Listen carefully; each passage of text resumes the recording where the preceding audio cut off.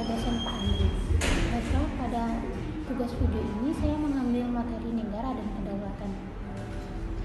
Apa itu negara? Mengapa kita perlu memahaminya? Negara adalah suatu organisasi kekuasaan yang mengendalikan masyarakat dan wilayah dalam suatu wilayah tertentu. Seperti kita harus memahami unsur-unsur pembentukannya, konsep kedaulatan, serta berbagai teori tentang fondasi penting dalam ilmu politik. Negara itu dibedakan oleh pemerintah. Negara sendiri adalah negara yang memiliki suatu organisasi dalam suatu wilayah memiliki kekuasaan yang tertinggi, yang sah, dan ditaati oleh rakyatnya. Sedangkan pemerintah itu konkret, bersifat sementara, dan merupakan alat negara untuk menjalankan fungsinya. Tujuannya itu sama, menciptakan ketertiban, keadilan, dan kesejahteraan bagi rakyatnya. Nah, beranjak kita ke materi kedaulatan. Kedaulatan itu berasal dari bahasa Latin yang berarti tertinggi. Berarti kedaulatan itu adalah kekuasaan tertinggi dalam suatu negara yang membuat undang-undang dan melaksanakannya dengan segala cara yang dianggap perlu paksaan untuk melaksanakannya. Sifat-sifat kedaulatan itu ada 5. Yang pertama, permanen. Permanen itu tetap ada selama negara itu berada. Yang kedua, asli atau original, tidak berasal dari kekuasaan yang lain. Yang ketiga itu tunggal atau absolut, yaitu satu-satunya kekuasaan yang tinggi yang ada dalam sebuah negara. Yang keempat adalah tidak terbatas atau unlimited, itu berlaku semua orang tanpa terkecuali. Yang kelima, tidak terbagi atau indivisible, yaitu kedaulatan adalah satu kesatuan. Kita masuk ke dalam jenis-jenis kedaulatan.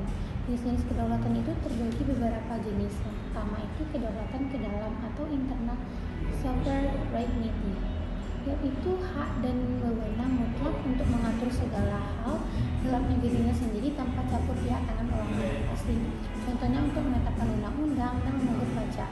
Yang kedua itu kedaulatan keluar atau external sovereignty, kemampuan negara untuk menentukan kebijakan luar negeri secara bebas, setara, dan tidak diperintahkan oleh negara lain. Contohnya itu menjalin hubungan diplomatik. Nah, menurut pandangan modern tentang negara itu seperti negara welfare state atau penyedia kesejahteraan. Yang kedua, negara dalam globalisasi atau interdependensi. Yang ketiga, negara lemah khusus negara kuat. Dalam sosiologi kita terkenal dengan bukunya Miriam Budi Harjo.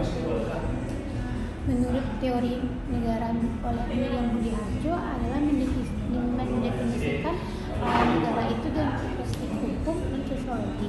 Dalam perspektif sosiologi itu negara adalah organisasi yang menguasai masyarakat dengan cara paksaan dan fokusnya pada kontrol kekuasaan. Yang kedua, perspektif hukum, yaitu negara adalah organisasi yang memiliki wilayah, rakyat, dan pemerintah yang sah. Nah, kita lihat dari perspektif Max Weber. Teori negara dilihat sebagai lembaga yang memiliki monopoli kekuasaan dalam penggunaan fisik.